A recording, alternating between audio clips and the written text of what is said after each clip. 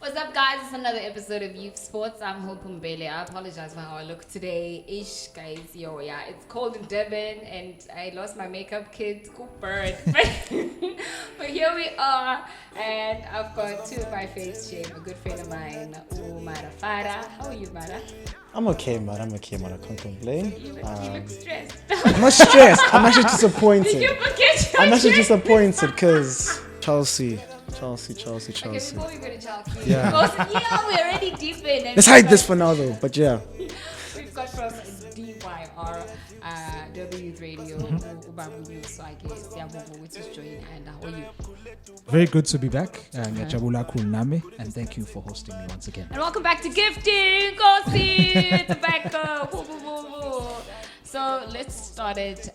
Window I think that's been making headlines. The most important thing, UEFA Champions League.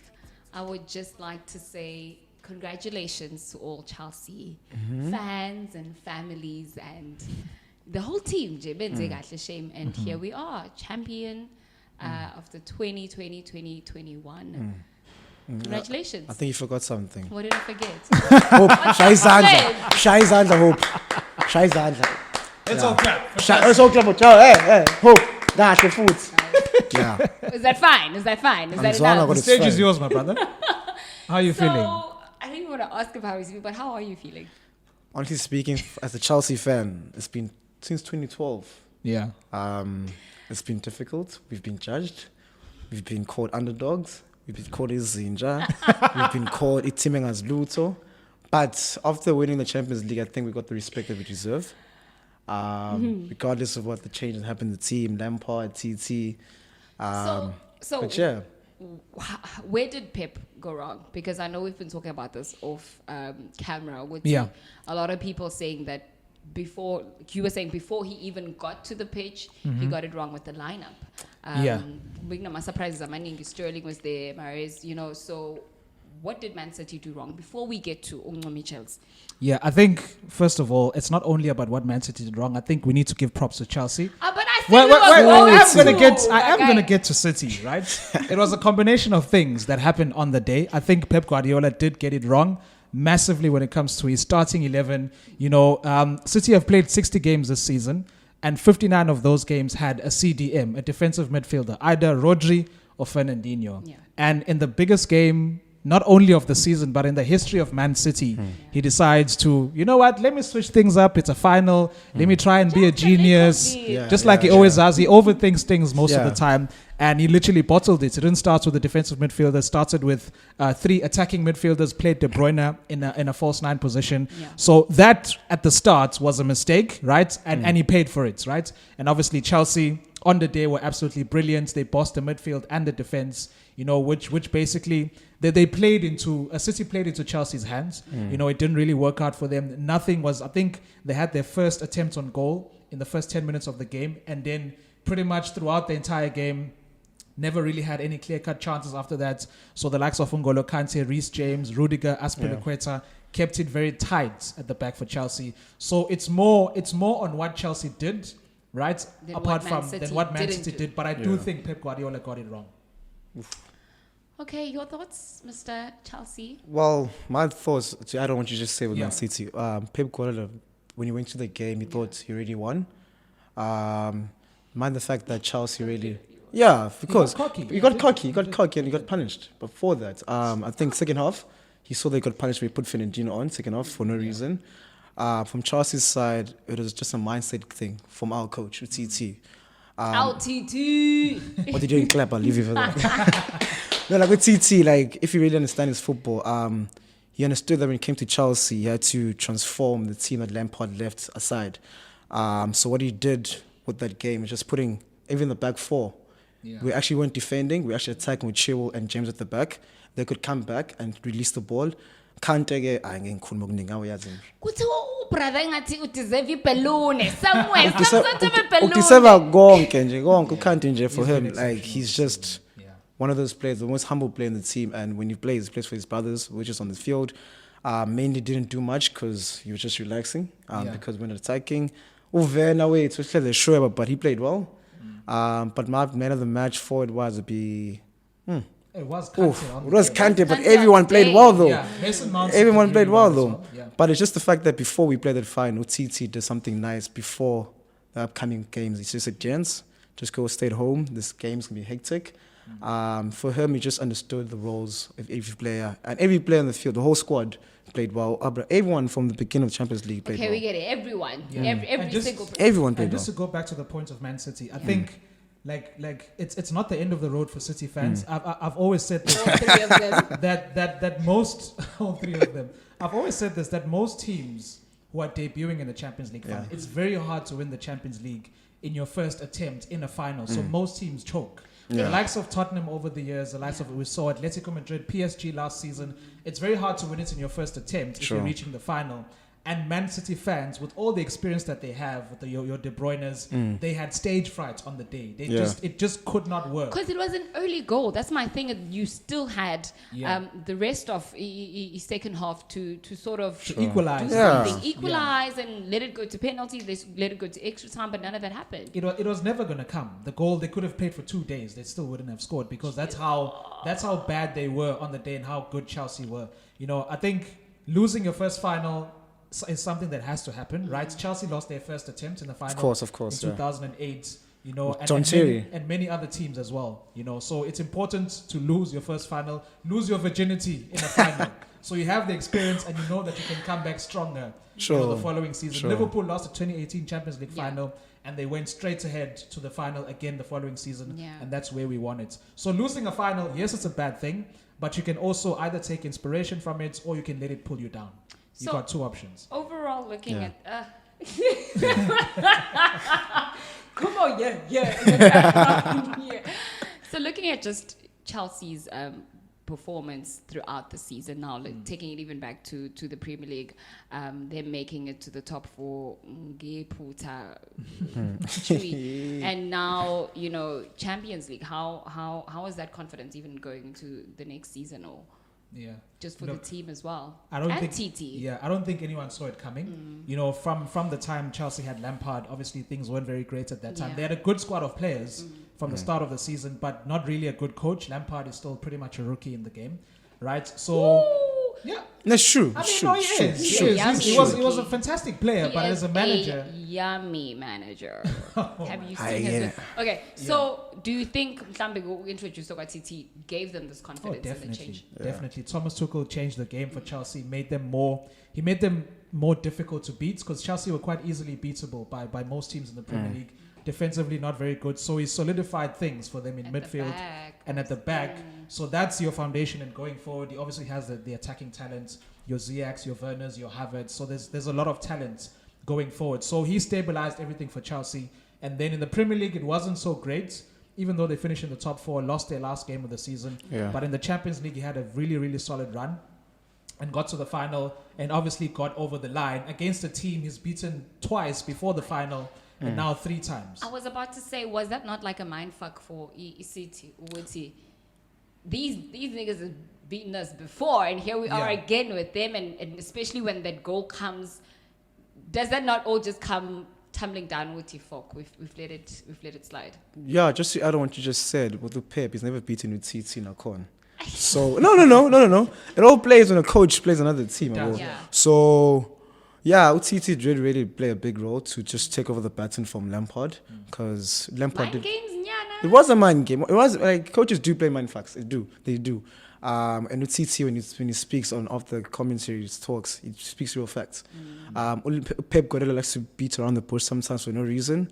And You don't like Pep, yo. I don't. The way you- No, Like, I uPep don't like ngiyamthanda. Pep. uPep uphuma like thina. uPep wadlala itiki Man City oyidlala kahle. Yeah. But yena he got smarted by Goodman and Cool. I mean, it happens. Yeah, it happens. I mean, also Pep has had his tussles with Jurgen Klopp as well. He's had his number for a long time. It happens. It happens to the best of the coaches. Even Sir Alex Ferguson struggled to beat Yeah. Pep Guardiola.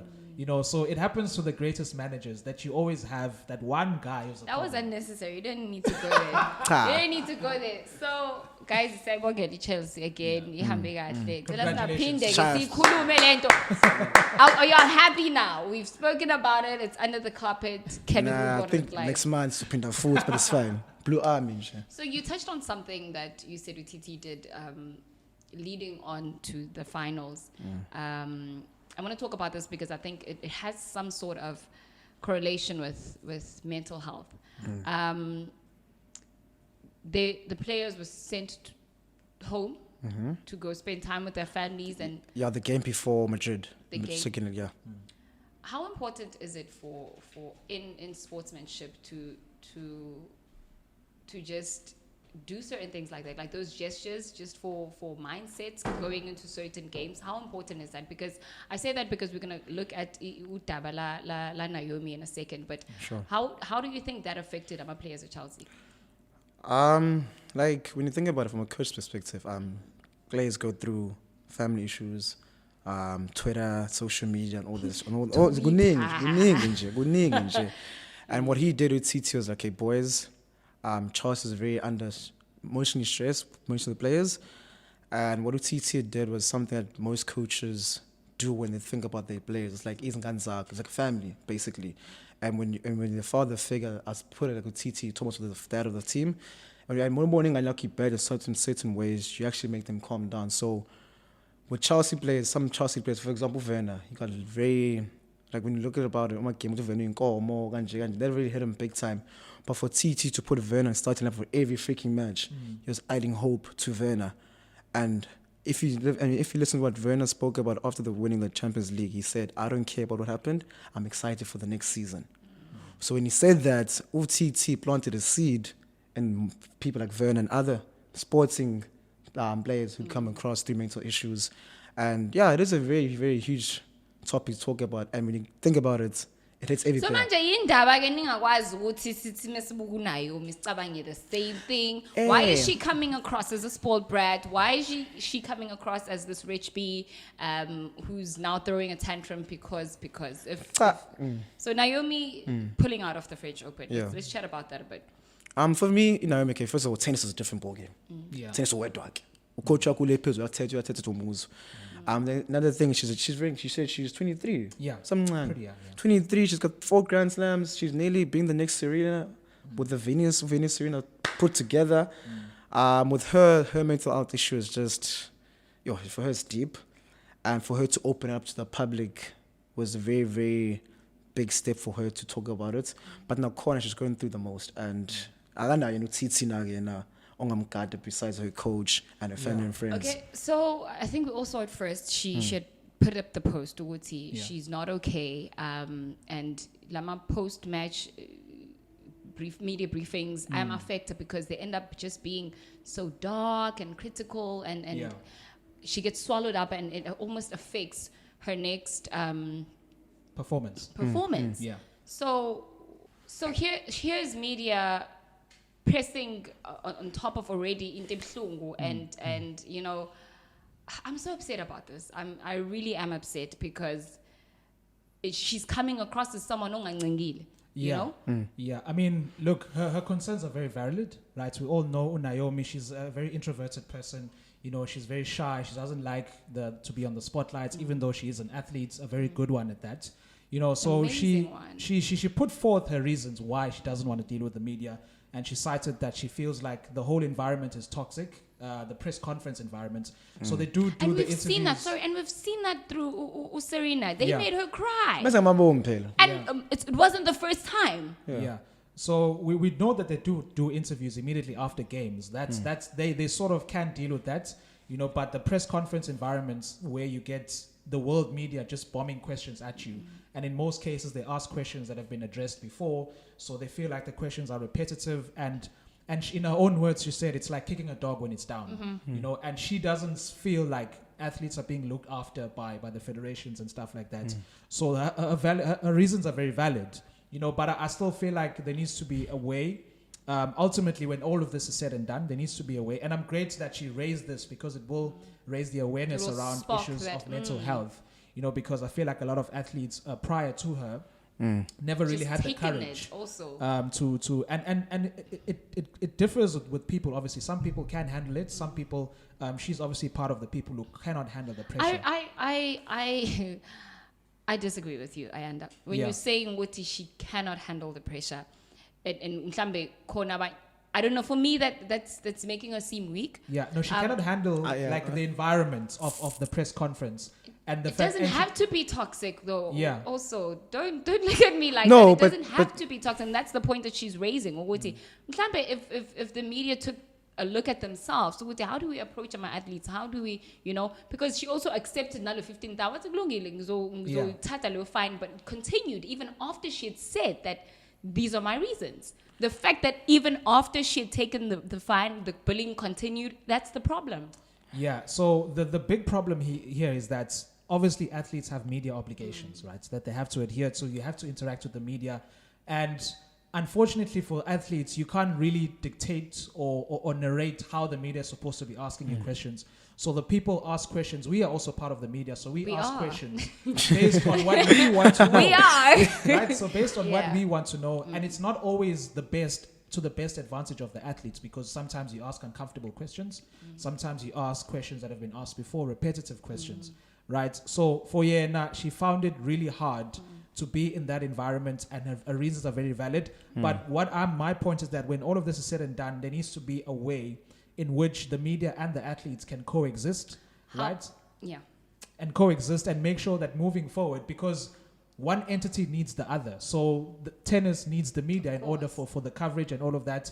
And also the media needs the athletes, because without the athletes, there is no sport, right? So I think there needs to be, I'm great that she brought it up for the awareness, right? So that other athletes might actually come out and talk about it and talk about their struggles around this. And maybe the media could take into account, in future press conferences, that we actually need to be aware of the kind of questions that we ask, right? And make sure that they're actually not too harsh for the athletes to deal with. So, yeah, but then for me, I feel like that'll only change Yoksagulu's exchange, because some questions are meant to be put to there be to uncomfortable, yeah. But to put yourself in Naomi's shoes, if you say she's an introvert, yeah. So whenever I watch her play, she normally put her headphones on and say it.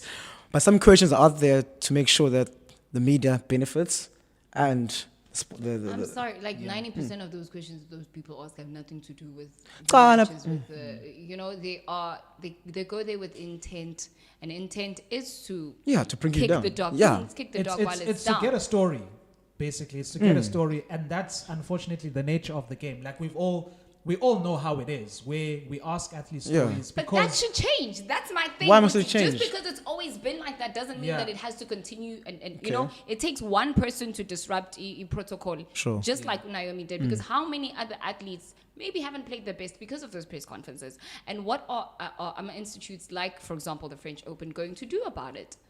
The environment definitely has to change. I feel like there needs to be a sort of adaptability that happens from the media itself and the athletes, to make it more bearable for both parties, because we don't want to have a situation where the athletes don't want to do interviews, right? That's not something, it's not a nice environment to be in. It defeats the whole purpose of having the interviews, because you need someone to actually be relaxed and give you honest answers when you're asking the questions. So I definitely think the environment needs to change in terms of how toxic it is, but at the same time, shutting things down completely is not going to help anyone. So there needs to be changes that have to be made. My friend, to be made that benefits everyone. So what happens now moving forward? She can't keep. I guess she can't keep taking fines. She has to suck it up. No, I have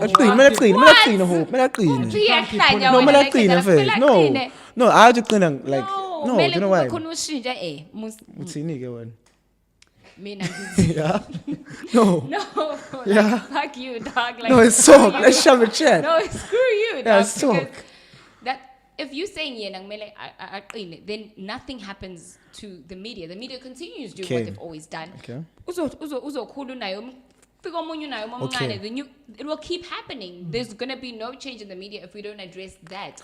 I agree with what he's saying when he says that there needs to be some sort of middle ground. Okay, certain things are no-go area. Or if I say no comment, don't push it. Or, just certain things that if I don't have to feel uncomfortable as a player, though. That is my problem. So much so, now we've compromised the game. Now we're not going to watch her.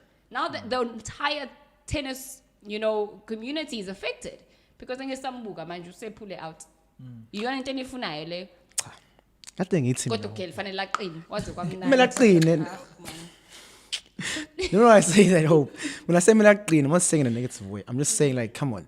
Okay, she's sitting here. This is me, Naomi now. I'm going to play mine. So Naomi. Yeah. Khona omunye ngalena, khona omunye ngalena, khona omunye ngalena. All of you guys are doing the same thing to spike Naomi. Naomi, like, even though she's very young now, corner, who would thought within tennis, someone's 24 to be winning 4 Grand Slams. Serena Williams has been through this, or Djokovic, all of those people have been where Naomi is. Naomi is just adjacent the matter now. It's just a matter of fact, okay, yes. Why there needs to be change. Yes, there will be change though, but then what happened now? When I say Mela clean, she has to suck it up a bit. Why No. won't it happen now? Come on, it'll take a while. It'll take a while for it to change. The conversations need to be had though, right? And the change has to happen gradually and eventually. But I do agree to him to a certain extent that some person or some people on both parties would have to take it on the chin for the time being, for the sake of the progression of the game and for the sake of having the best athletes playing in the best tournament. So we don't want to see Naomi pulling out of Roland Garros like she did, or the next Grand Slam that's going to be happening. So in some way, she would have to take it on the chin, but also the conversations need to happen and the changes need to happen from the sort of like the federations and stuff. Also, they need to make it happen. There are alternatives. I mean, there's I can have my manager or my coach speak on my behalf. I don't have to be physically But there. the coach wasn't playing though. She plays. Yeah, but Hope. guys, Hope. Come on. come on. In football, the coach doesn't play. Yeah, Do but you the players also understand? get Players are interviewed. So Yeah, but what I'm saying is that they could be a middle ground could be that. Which, Yeah. okay, maybe the media, we get the questions even beforehand, and they could be given to her. She could even not. She doesn't even have to physically be there. You see now you come with solutions on the That's what I'm saying. There needs Yes. to be active solutions. I would say, okay, my God, But with that this- I'm not agreeing with. What's the matter? Let's go That's my to, chat. Hope she might clean. Yeah, Yeah? sharp sure. Let's Sharp go sure. to. No, Tyler, you don't even have your jokes. So Don't get there. Shut up. let's go to Zindane. Lapha ningathi Real Madrid ibinezinkinga kancane. They had to let him go, or they parted ways. And I mean, him that there's a new manager in town. Let's talk a bit about that. yeah, so Zinedine Zidane stepped down from being a Real Madrid coach, for the second time after his second stint. It wasn't a great season for Real Madrid. There were a lot of problems within the squad. The squad itself, very stale, very old squad, young players who are not that brilliant, so it's a very bad combination to have. And also a lot of injuries. I think they had like over 50 different injuries within the season, the likes of Hazard, Ramos, key players going out. So it was a very bad season, a very hard season for Zinedine Zidane. And obviously he didn't win a trophy for the first time as a Real Madrid coach in a season, right? So he was trophyless. Yeah. And obviously he had to leave, and he put forth his reasons why he wanted to leave. He felt like he didn't get the support from the club in terms of bringing in the right players. Real Madrid right now are currently building their stadium. So Florentino Perez is like, all the money is going there and we can't really get you 100 million player. Hazard was the last one to come in. That didn't work out really well.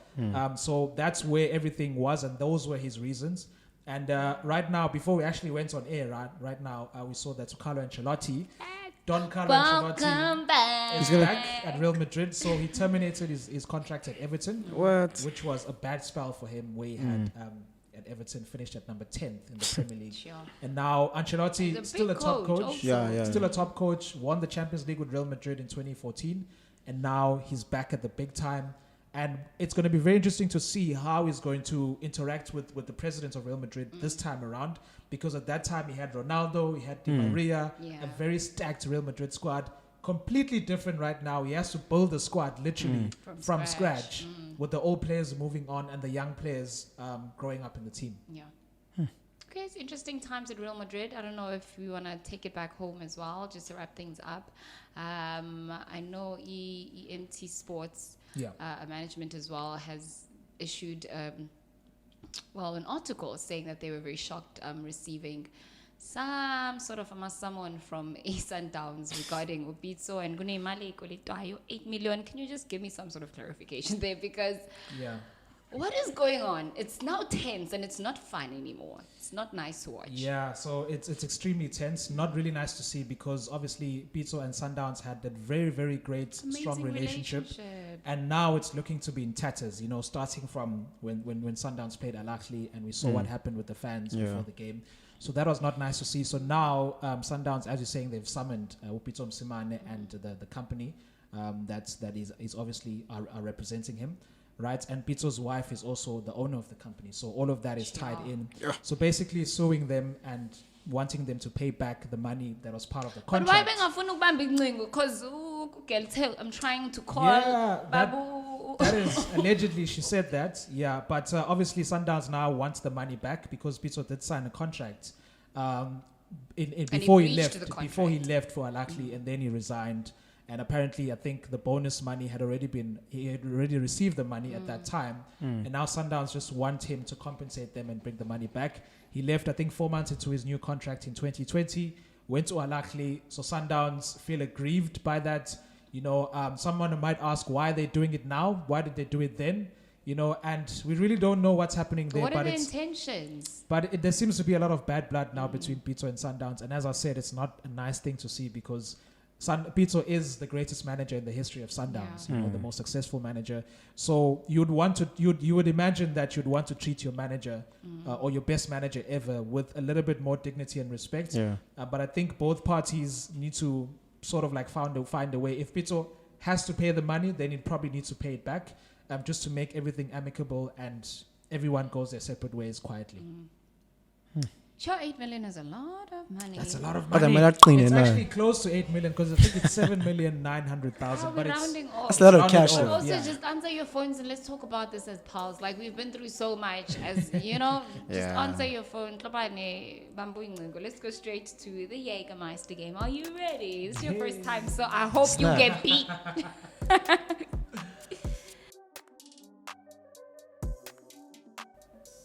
All right, it's pretty easy. I'm going to give you 3 questions each, and you have 1 pass. So, opponent,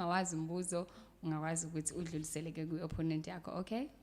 Okay. You know the rules. Yes. Ayanda. Okay, let me start with you. All right. This is the question I'm looking for. Okay. Which player won his first Mamelodi Sundowns league title in the 2013-2014 season? Jehovah. 20 what? 2013-2014 season. Teko Modise? Yeah! Congratulations. That was a guess, by the way. 1-0. Wait, the question's for him? Yes, it was. The question is no, Teko Modise. No, I said Ayanda. Is your name Ayanda? That was a guess. Okay, my friend, this one is for you. Ufuna ukuyijulela ufuna ungimama for yabona ufuna ungiqina manje Ngidinga uqine. In which city will the 2028 Summer Olympic Games be organized? Can I pass this? You have a pass. Yes. Only 1 pass, no? Yes, you have 1 pass. Hi, Buff. City. Yeah. I almost said Cape Town. Is it not? It's not Cape Town. No. Yeah, it's definitely not Cape Town. And you said it, so you didn't almost say it. You said Cape Town. I said it. No, you said it. You said it. Cape Town. I said Okay. I almost said Cape Town, Yeah. which was not my answer. Which this is a guess. So Absolute guess. So I'll say Copenhagen, Denmark. Puza. Thank you. Thank you, Copenhagen. You're looking for Los Angeles. He's ha. States. In the US of A. All right, cool. This is your question, Ayanda. Ooh, okay. Which team was promoted to the 2nd tier of the South African Football League in 2020 and got relegated again in 2021? Oh, Bizana Pondo Chiefs. Yay! Congrats. It's 2-0. 2-0, 2028, I mean. I'm hoping for it. This is an easy one. How many players are there in a team of volleyball? Dog, I don't know watch volleyball. It's an easy one. Volleyball. A team. Amadlalai. 2. Isn't volleyball the shit that you at the beach? Where's volleyball? What the fuck? I mean, man. Like, I know sport, but I don't know how. Volleyball. Aye, mada, fada. Volleyball.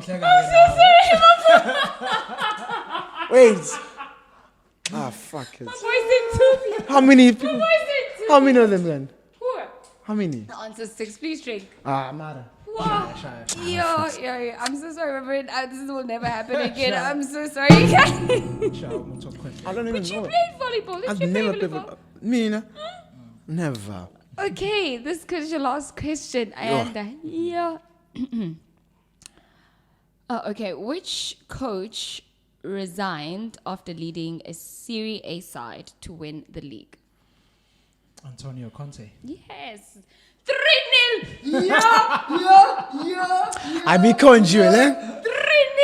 3-0. Man United fan, Shoo! Chelsea fan. I felt it. Come I felt on. it. It's fine. Should I It's even fine. ask you this last one? Ox. Look for a really easy one. Give him the easiest one. 2030. There are no easy questions this week in Clara. Or not easy. Okay. Who is the cricketer that became It's better. the first to bowl? First bowler. Aye. No way. I read the conjuring, question wrong. eh? First bowler to claim 500 wickets in the T20 cricket. Okay, South Africa or internationally? No. Which cricketer? Which cricketer? It's just. Come on, I'm but it's not internationally sure, South guys. Africa. So it's probably international. Okay. I don't think Okay. it's international. Oh, wait. I think it's Okay, a long. can I say 3 players? Because you go Okay, back. I'll give you Call that. call Give me 3. Give me 3. Okay. One of them has to be correct, okay? Okay. And Test cricket, right? T20 cricket. T20 cricket. Ooh, T20. Okay, I said Delstein. I think he's just gonna name the 3 that he knows. No, I know cricket. Okay, yeah, my friend. It's Stuart Broad. It's not Stuart Broad. T20. Shit. His initials are DB. DB. I'm rooting for you. DB. Oof. DB. David? No. Please drink. Nah, bro, I'm not gonna drink to I this. give you 3 chances. DB. And Bando initials. muntu. Which country is he from then? Angazi akubhaliwe lana. I'll click ngithanda ngayihlazo leli. It's fine. UDwayne wakaBravo. Yamazi? Dwayne Bravo is from don't tell me.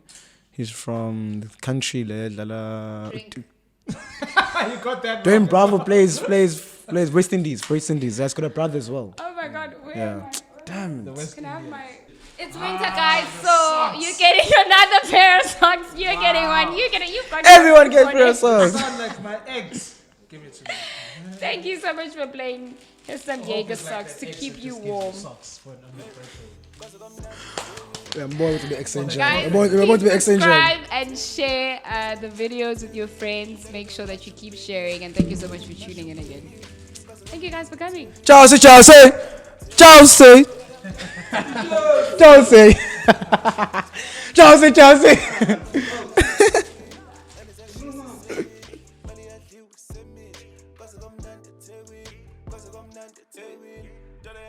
Dubai,